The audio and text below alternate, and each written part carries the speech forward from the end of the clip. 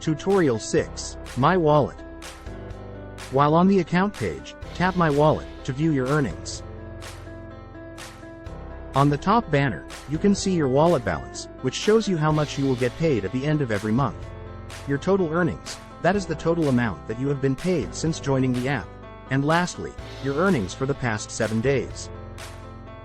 In the Transactions tab, you can see all the payments your clients have made. Transactions with a green dot are transactions that have already been paid to you by Telehearts.